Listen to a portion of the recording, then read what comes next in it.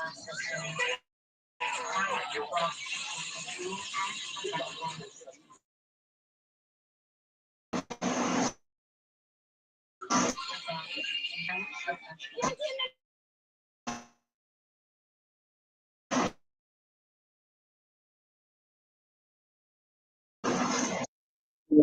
are live now.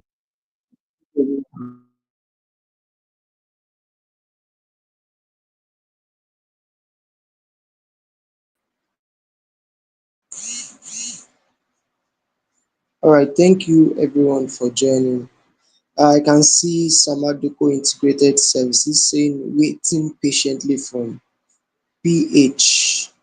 You are welcome. You're welcome. All right, so this is Aquaculture Business Growth Conference Season 2, and this has been a program that has been helping farmers for the past 1 year to give them directions in how to approach the aquaculture business. So today we have diverse speakers from different parts of the African countries to come speak to us on how best to approach our aquaculture business. And I believe this is going to be a wonderful time together. All right, so my name is Samuel. Samuel, I'm the founder of Aqua Technologies, and I'm happy to have everyone here. Thank you. So I'll hand over now. We are going to be starting with the speech, the opening speech from the president of World Aquaculture Society, and from there we are going to move on to different speakers that we have prepared for today to have us. Thank you everyone for joining as we have the speech coming in the next 5 minutes. Thank you.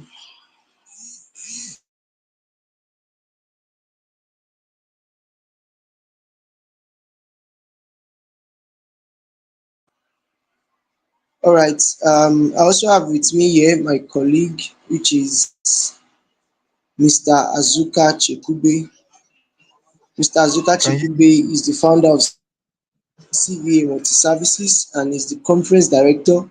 He's going to be our moderator for this conference and is going to moderate and also give value on how to approach your aquaculture business moving forward in 2025. Thanks for joining Fashion Finest Gather.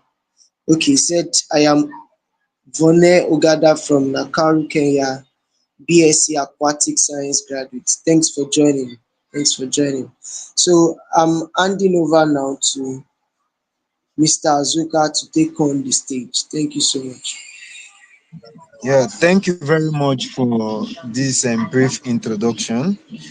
I am Azuka Chikube, the West African representative of the Arabic Aquaculture Experts Forum, and glory to God that I am the program director for the 2025 Aquaculture Ritual, which is the Aquaculture Business Growth Conference Season 2. This season two is the season two of this program is very strategic to the growth of aquaculture in Africa, and I want us to stay glued and follow up to this 3 days event. It has captured farmers, academians, decision makers across the 4 regions in Africa. We have speakers from North Africa, East Africa, West Africa, and South Africa. So students will take advantage of this program, of this conference, and believe me that this is going to be the best of its kind. So stay glued, be serious about it, take it as a point of duty to make sure that you follow up with this program, this conference. Experiences will be heard, knowledge will be given from different speakers from different regions of Africa. Thank you very much. I want to use not wasting your time, I want to use this medium to invite the first speaker for this program, who happens to be the president of the World Aquaculture Society African chapter, in person of Deaconess Ariola Folunke. Thank you. Please, if you have your pen, if you have your books, you will need to jot and listen to what she wants to share with us. Over to you, mommy. It's nice having you, mommy. Thank you.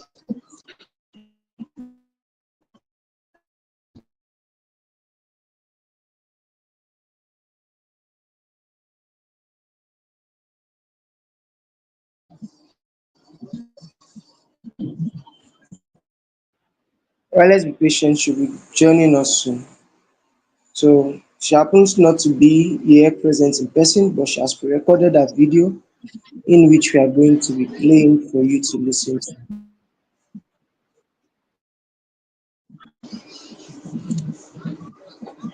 Okay, we are waiting. We are waiting.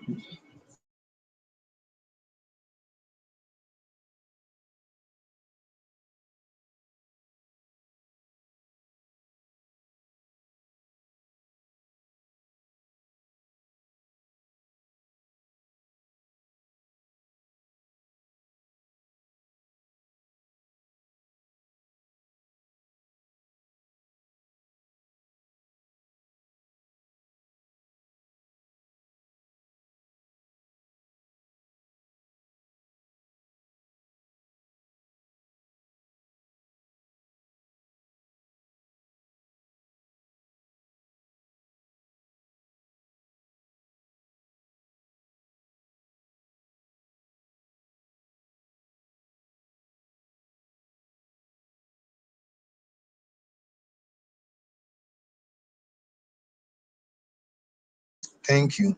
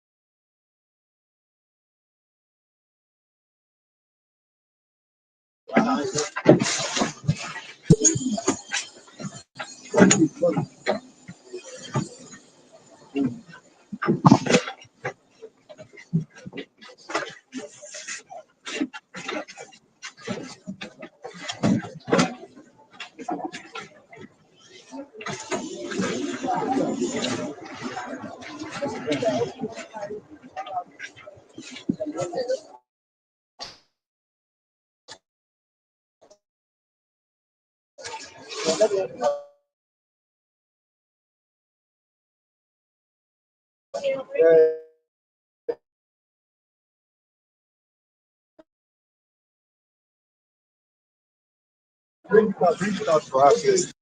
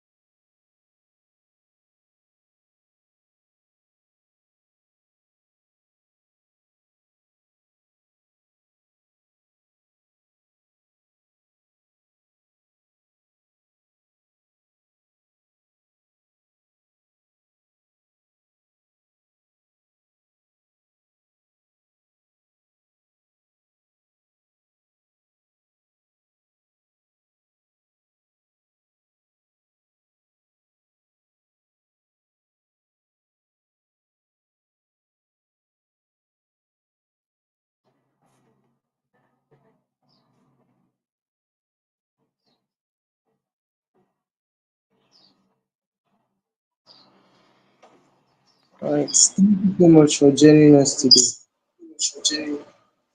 All right. Since we are not able to bring up mommy's opening speech, I believe that can be heard much later. So we are going to be moving on with our next speaker that we have here with us. That's Mr. Wilson. Mr. Wilson, can you hear me? Yes, I can hear you. Are you able to hear me? All right. Yes, I can. I just want to be sure before I Okay. introduce you fully. All right. All right.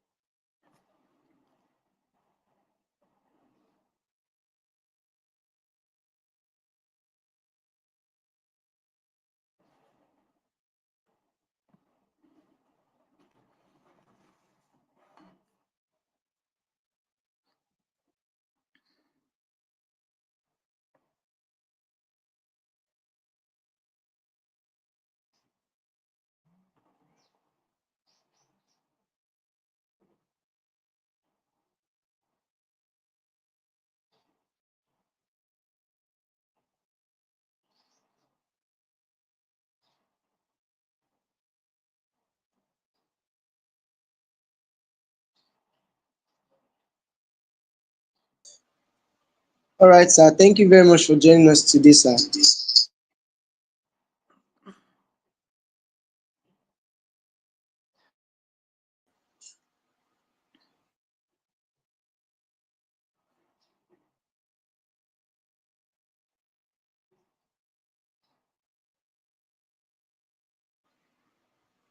Yes, sir. You can go ahead. Um. How do I beam my presentation?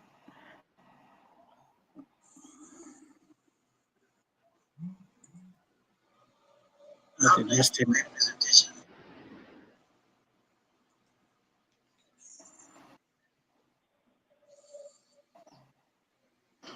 Okay.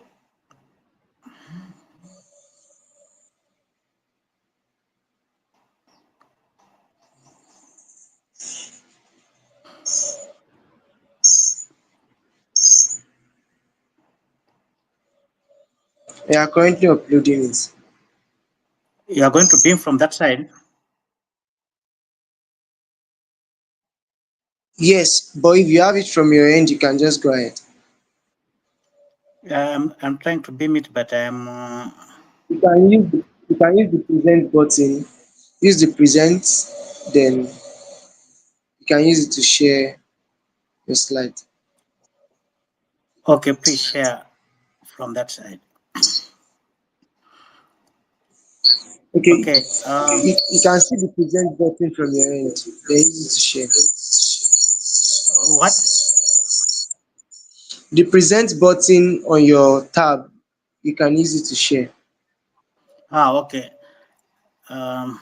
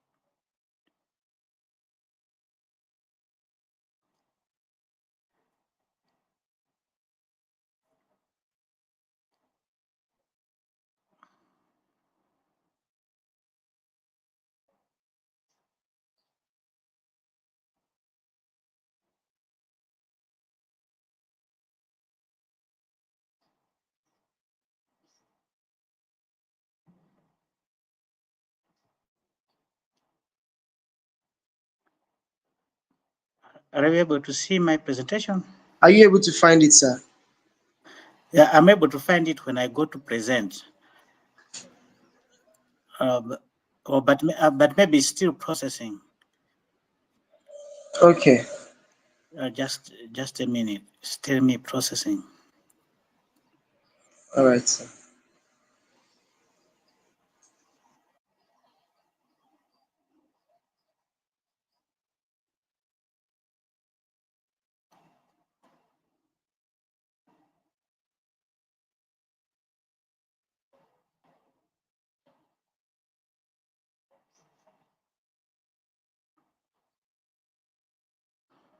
Okay, I hope you are now able to see my presentation.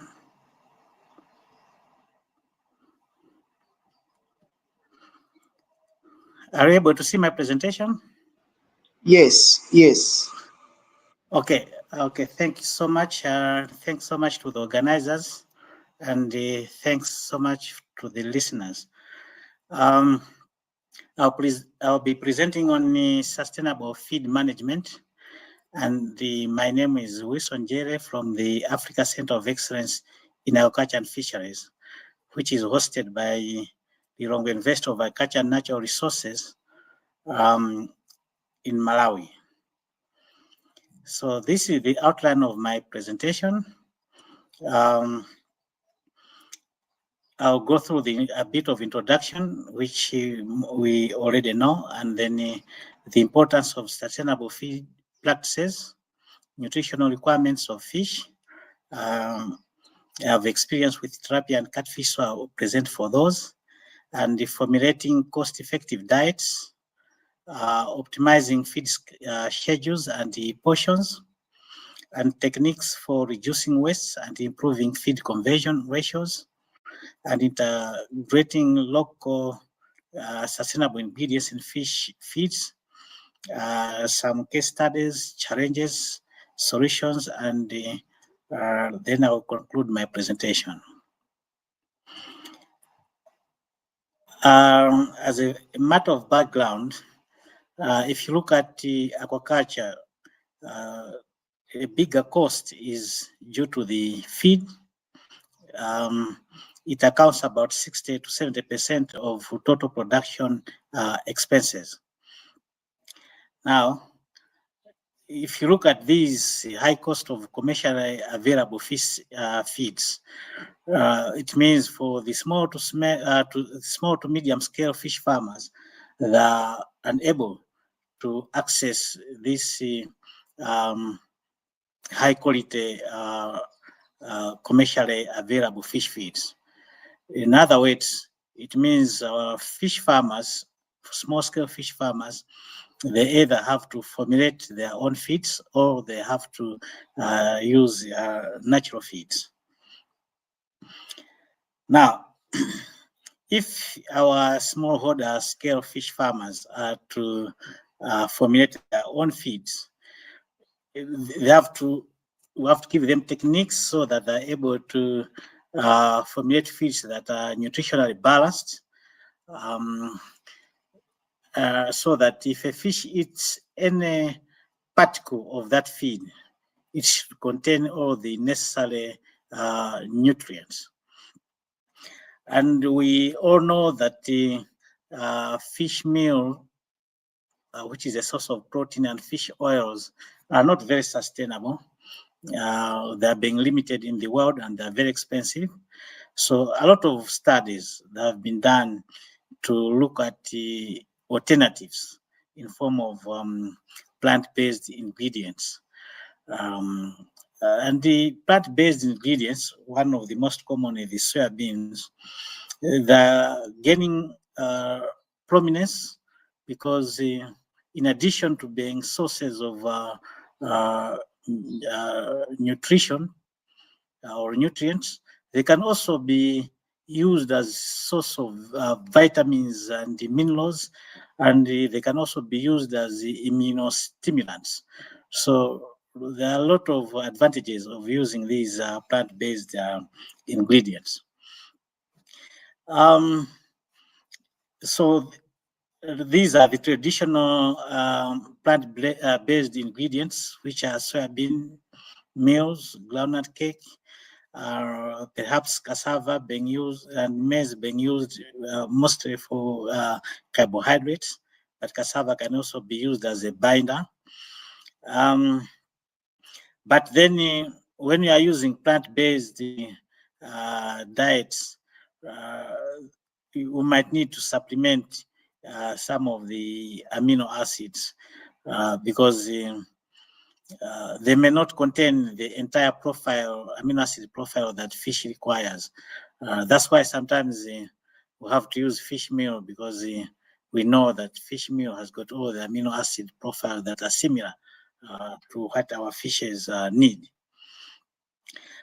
So if you are going to use plant-based alternatives, it means we have to combine them in such a way that what is limiting in one plant has to be gotten from another plant. But feed management has to be sustainable if we are going to boost productivity, especially in small-scale aquaculture.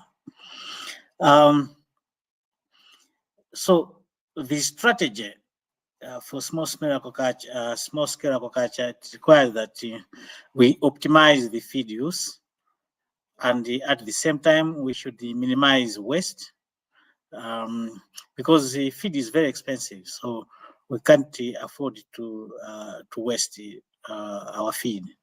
And then at the same time, we have to ensure the long-term health of the aquaculture system and the environment.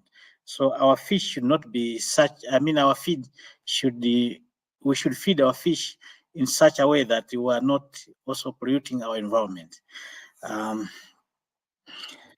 Now, what is the importance of sustainable feed practices in small-scale aquaculture? The first thing is that you have to reduce the environmental impacts. Environmental impact of feed, the footprints are very high because if we feed fish in such a way that a lot of it remains and it goes into the system, and we know that ponds, most of the ponds are located along river systems, and when rivers get polluted, it's extremely difficult to clean them up. Remediations of polluted wetlands is more expensive, so it's cheaper to actually reduce the environmental impacts from the way we design our feeds, from the way we feed our fish, and the way we discharge the wastewater into the systems. So our aim should be always, we have to be environmentally conscious so that all the time we have, our goal should be to have a healthier aquatic environment. I have put that as the first reason that you have to reduce environmental impacts. But I know that the primary aim of feeding fish is to improve fish growth and health. So we have to make sure that our feed has got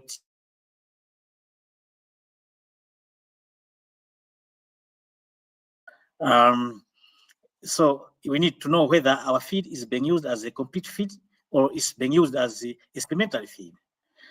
Now, the aim is for small-scale farmers, it's the mixing that sometimes that is a problem.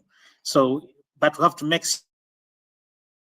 farmers know how to mix the ingredients so that when a fish picks up a feed particle, it has all the necessary nutrients in that feed particle. Feed also, our aim is to increase the profitability. So our aim is to have less feed and then have greater output in terms of fish biomass, a term that is known as a fish conversion ratio. So while we're getting these higher yields with the small amount of feed, meaning that our feed has to be of good quality. So in sustainable feed practices, three things are extremely important: the quality of the feed, the quantity of the feed, as well as its availability. Because some of the things that have been researched on, sometimes they might be of good quality, but they come in small quantities, or maybe they're seasonally available. So if you are going to make feeds that are using seasonal ingredients, we have to make sure that those seasonal ingredients can be made available when they're out of season. Now, the good part, I come from the area Malawi where most of our aquaculture species are either tilapias or catfishes. So we have the data for their protein requirements and lipid requirements. These are the expensive nutrients that have to be incorporated in the feed. The requirements that I put here, 30 to 35 for tilapias, in terms of protein, and lipids 5 to 8, as well as catfish 35 to 40 in terms of protein requirements, and 6 to 10. Therefore, for lipids, therefore the adult fish, when you are raising table-sized fishes, these requirements are higher for fish that are at fingering stage. If you are raising fry or you are raising fingerlings, it means the protein requirements are supposed to be extremely high. Again, if you are working with brood fish, the protein requirements will also be extremely high. But there are different species that we are working with in aquaculture, but most of the species, their nutritional requirements are not known. So basically for tilapias, we use the nutritional requirements for which are available for Orochromys niloticus, the Nile tilapia. For the catfishes, like the nutritional requirements are available for the channel catfish, so we can borrow those. But maybe we might need studies to establish the nutritional requirements of our own species, which have seen that they are not available for most of our species. Now, World Fish Center has always promoted the use of formulating cost-effective and nutrient-dense feed mixtures. But the aim is always to make sure that we use locally sourced ingredients, because we're talking about small-scale farmers. So the ingredients have to be locally sourced. So if ingredients have to be locally sourced, it means that perhaps we are having feed formulas which are location specific in our countries, because different parts of the countries have different sources or feed ingredient, different sources of our feed ingredients. So, and if we are going to have these locally sourced ingredients, we need to do, because we know the protein requirements, we know the lipid requirements, vitamin and minerals for this species that we're growing. It's easy to develop in Excel, for example, we knowing the different requirements, I mean the nutrition, crude protein contents of our ingredients. We can easily develop Excel sheets with these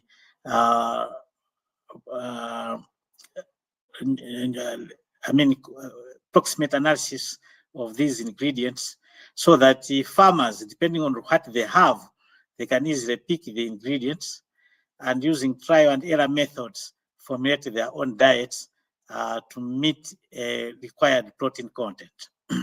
So in this can easily be done in Excel with a little bit of Visual Basics application for Excel, a little bit of the programming language, but also the basic Excel with the basic formulas.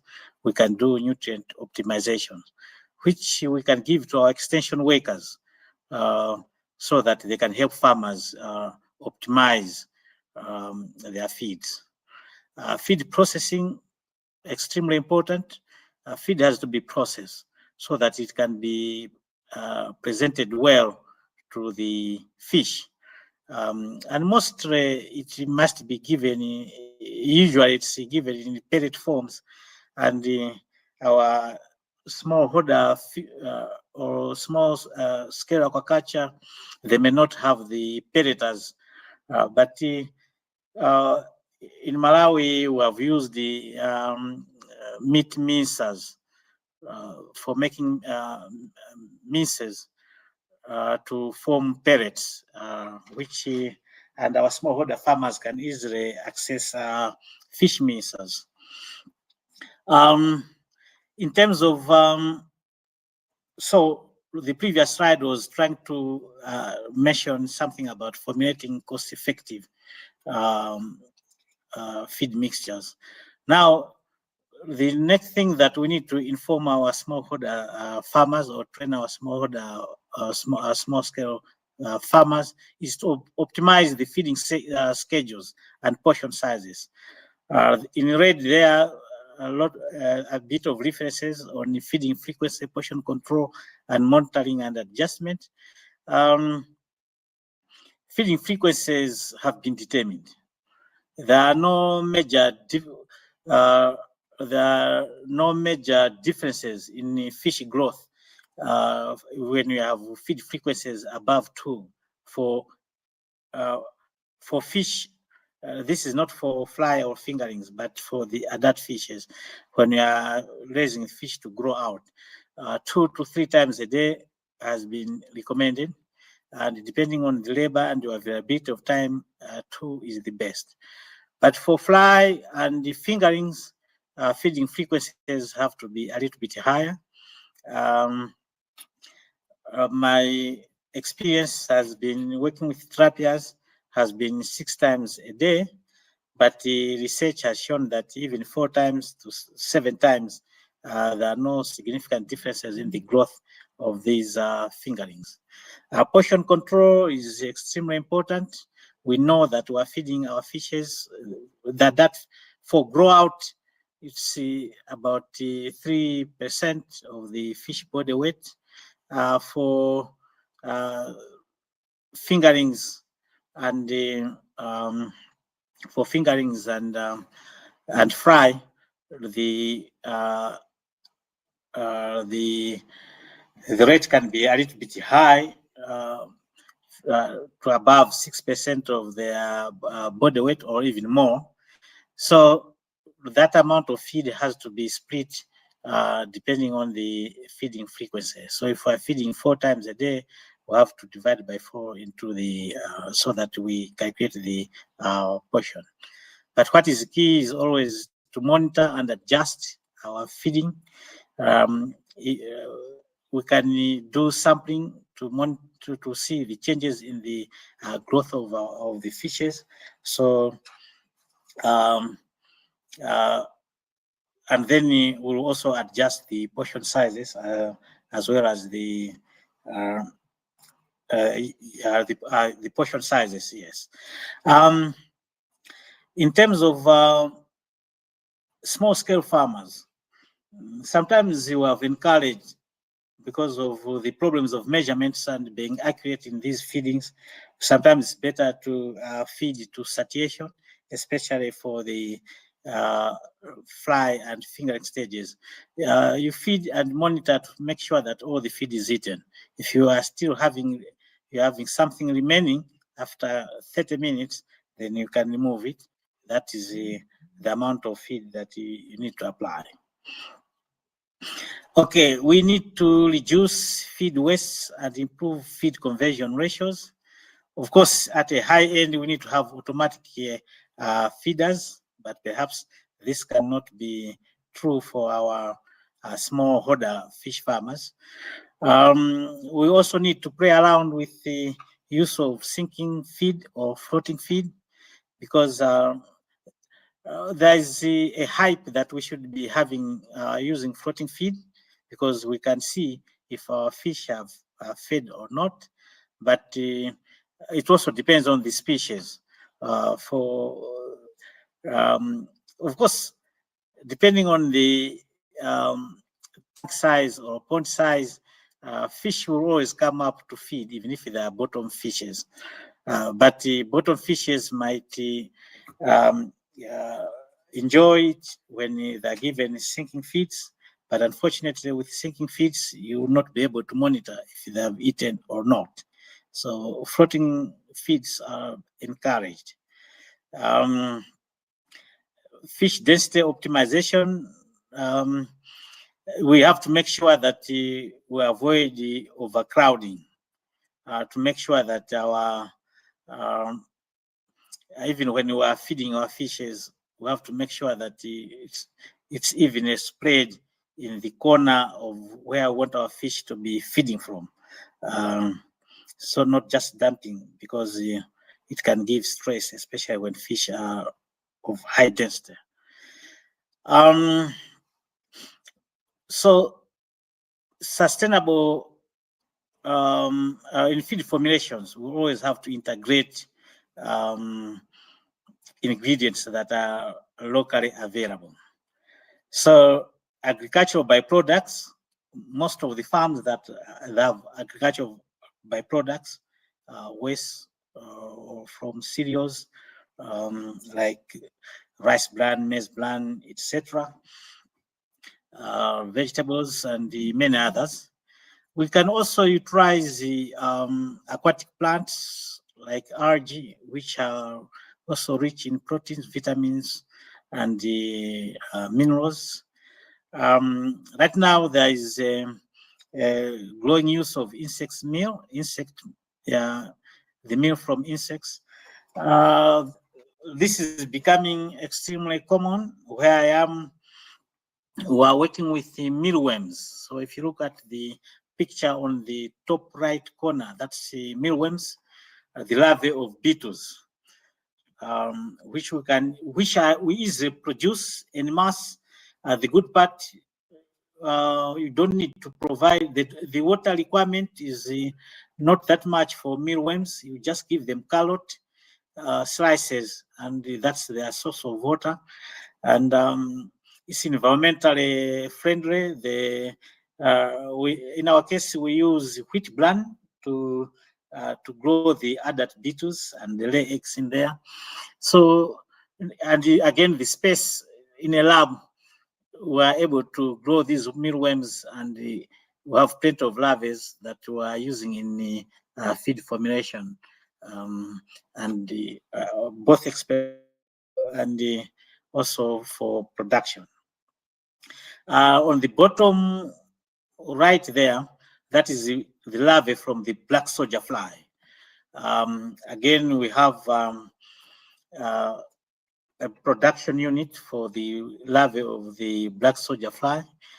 We normally use kitchen waste, and again, in a small environment, now kitchen waste, we're able to utilize them to produce um, the black soldier fly with the high protein content, and these are being used uh, as sources of protein in our fish feeds.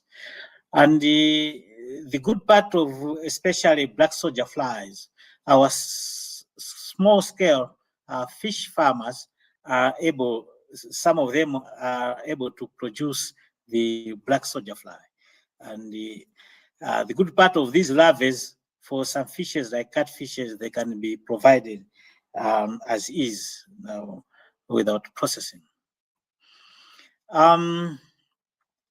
If we make good feeds, it means, as I mentioned at the beginning, you have improved feed conversions ratios, and also you have got enhanced fish growth, and also the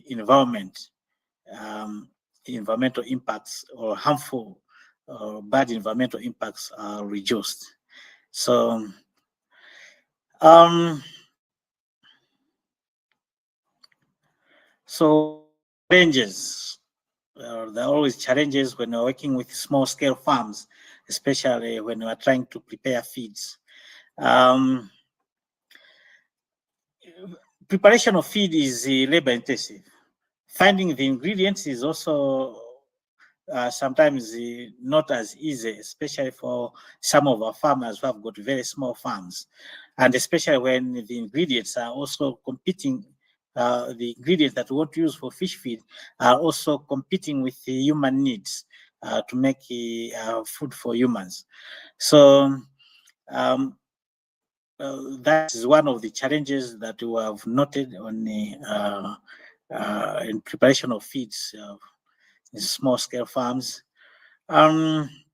Feed quality also is compromised. When we are using locally available materials on the fish farms, the you need to combine so many ingredients in order to achieve a better, for example, amino acid profiles, or to meet the vitamins and minerals, especially when you are looking for limiting vitamins, especially minerals. You need to mix quite a bit.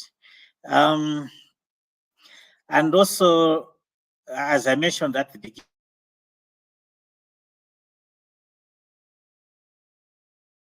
get them at a very high cost. So those are the major challenges in small scale farms when it comes to producing fish feeds. Potential solutions is that us as professionals, we need to do rapid appraisal of small scale farms and rural markets in our countries so that we identify these ingredients and help the farmers to produce low cost fish feeds. As I mentioned, if we analyze all these ingredients, their nutritional profiles, we can easily put them in Excel, and then through trial methods, farmers can build their fish feeds depending on the protein requirements that they need. And we can also have some feed processors at a micro or small scale, as I mentioned, using cheaper equipment. There are a lot of locally fabricated equipment for pelleting feeds, and we can encourage our farmers, some of them, to go into feed making. So, as a matter of conclusion, our feeds, we really need to not to rely on fish meals for protein and the oil and fish oils. We need to make sure that we substitute these ingredients with the plant-based alternatives, and this requires that we do plenty of research. There's a lot of research on the alternatives to fish meals. But we have to make sure that we do that using the plants that are available in our countries. We also need to look at the insects as a source of protein. The problem of insects is that they are seasonal.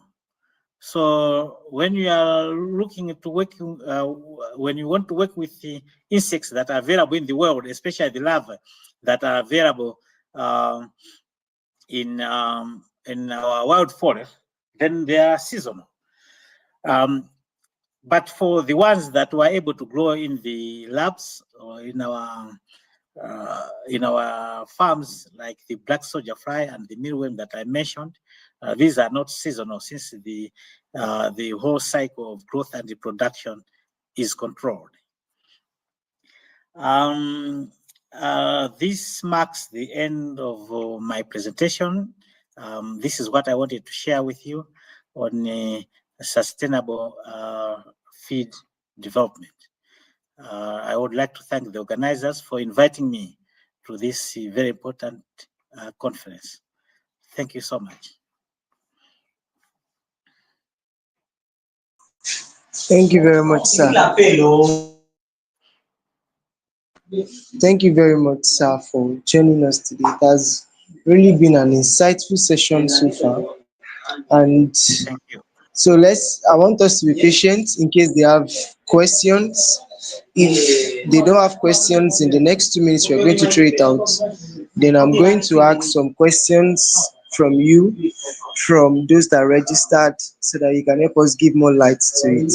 So, okay, I think we have one.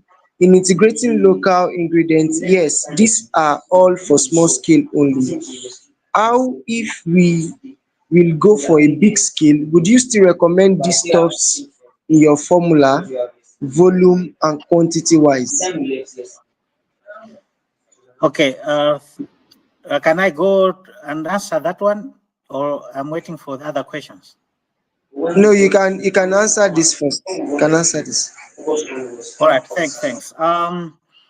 For commercial farms, because commercial farms are operating at a higher scale or a bigger scale, so we cannot talk about these local ingredients, which we said are location specific.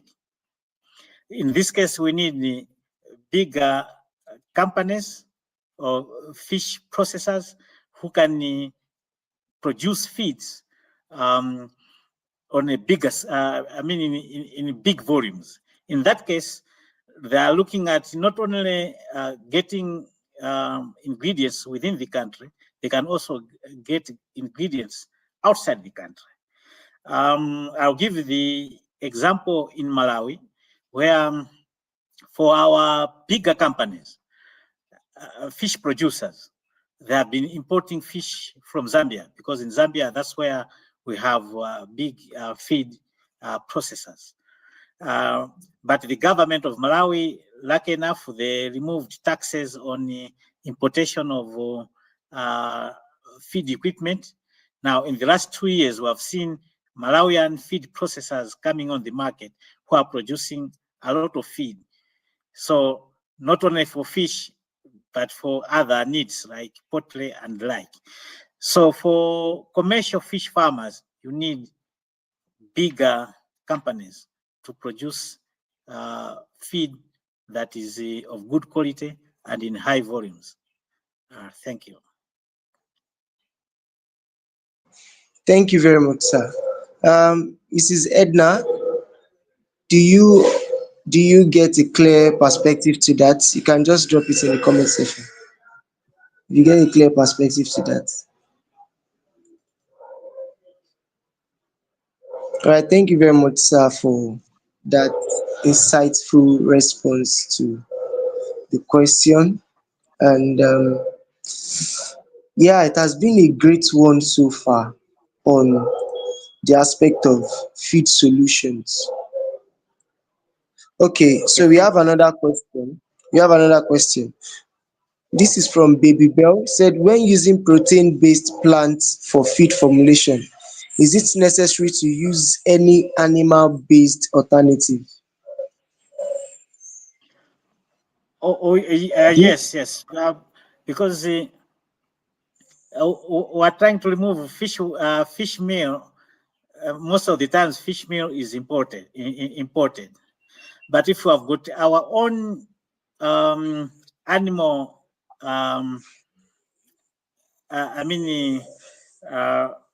any form of animal meals that we can use as ingredients. So we're looking at from our abattoirs, we can have blood, bone meal, all those we can use to make our feeds. But as long as they are coming at a cheaper price. Where I come from, it's very difficult to find the animals that can be utilized that they are not eaten. So even in abattoirs, almost if you are killing a cow, everything is eaten. So there will be nothing like to make a blood meal. Blood meal also is expensive because it's also used for human consumption. So, but if you have got animal products that are not used by humans. They are coming in form of waste. They can be incorporated in fish feeds. But if they are expensive, that's why we are saying plant alternatives. Plant alternatives and soya in my country, Malawi, is mostly used for human consumptions. That's why even on plant alternatives, we don't talk about soya, we talk about other ingredients, which are rarely used in animal, in human foods. Thank you. Thank you very much, sir. Thank you very much, sir. Baby Bell, is that explanatory enough? Please, we need your response.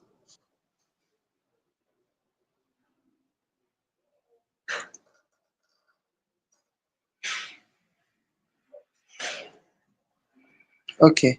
So, sir, we would like that you give your general advice. Okay, thank you. Thank you. Baby Bell said thank you to you. That is explanatory enough. Thank you very much, sir, for Oh, sharing more you're light on welcome. that.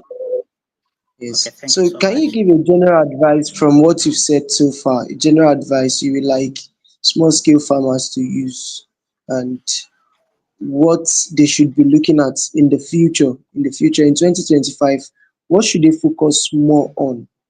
Checking the kind of how costly fish feed is now. What should they focus more on in 2025?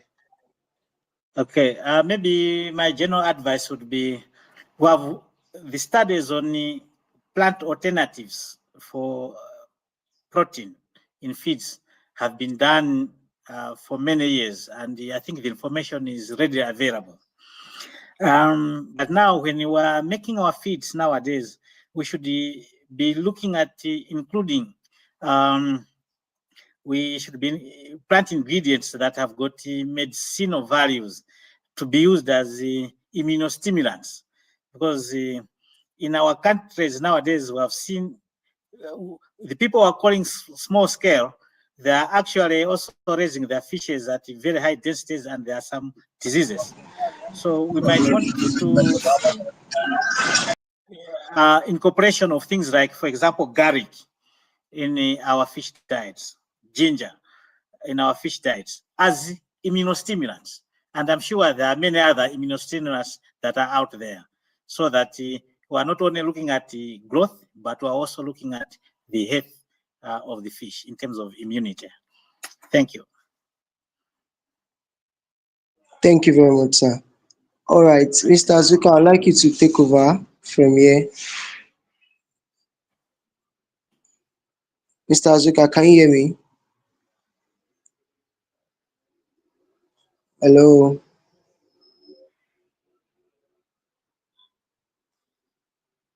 Mr. Azuka, can you hear me?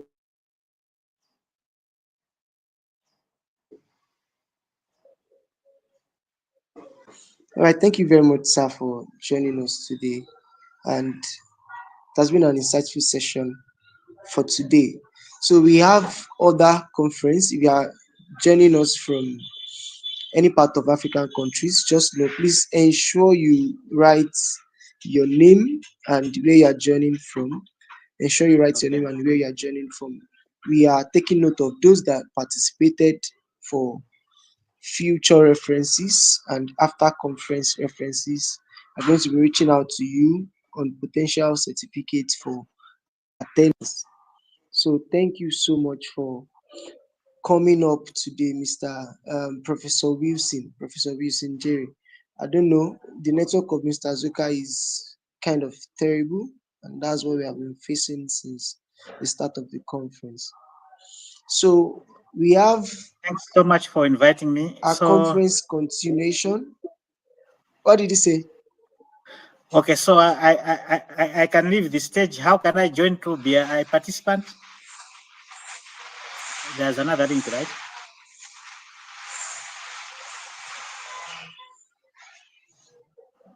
I can't hear you, sir. I'm saying I can leave the stage, but how can I join to be a participant? There's another link for participants, right? How can you get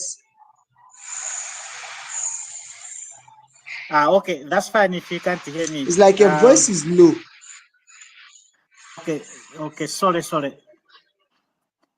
Can you hear me now? Yes. Oh, I'm saying I can leave the stage, but how can I join as a participant? Okay. Yes. I'll send you. Let me send you the link from the back end. I'll send you the link. All The right, link thank to you. join as a participant. Okay, thanks so Yes. much. Bye So bye. thank you. Thank you very Okay, much, bye sir. bye. Yes. Right. So if you leave the stage now, yeah. Thank you. So thank you everyone for joining us today. And